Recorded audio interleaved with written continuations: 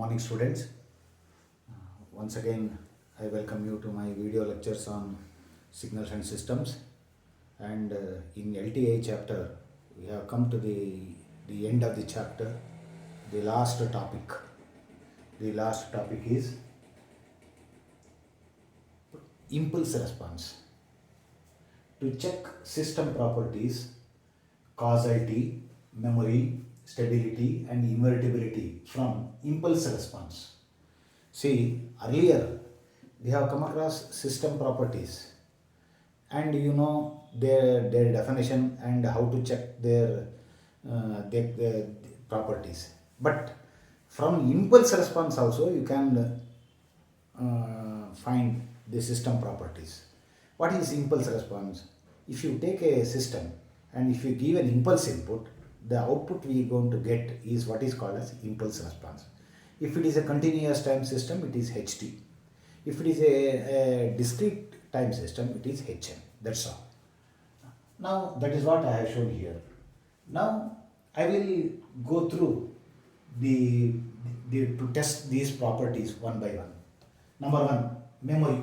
An LTI system is memoryless if and only if its impulse response is C delta t or C delta n, where C is a constant. What does it mean?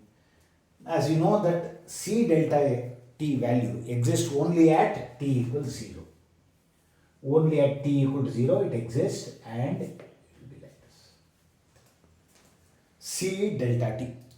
Its height has to be C. C is a constant. So it exists only at one value of t, that is t equal to 0. If it is a discrete system, it will exist at n equal to 0. That's all. N equal to 0. At no other value of t or n, the function exists.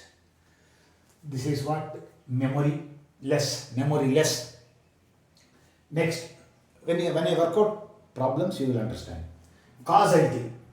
For an LTI system to be causal, h of t is equal to 0 for t less than 0 or h of n equal to 0 for n less than 0. That means if you plot h of t, on a two-dimensional plane, this is origin, this is t greater than 0 this side, t less than 0 this side. For t less than 0, the functional value is 0. That means it exists only for t greater than 0. For t greater than 0, then it is said to be causal system. Last but one, stability. See, we have come across bounded input, bounded output, stability. So you know what is bounded function, what is bounded input output, stability. For an LTI system to be BBO stable, h of t must be absolutely integrable.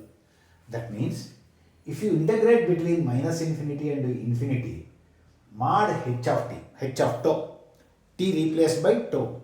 Now one thing, if it is a complex number, then we have to take its absolute value. That is why I have shown mod sign.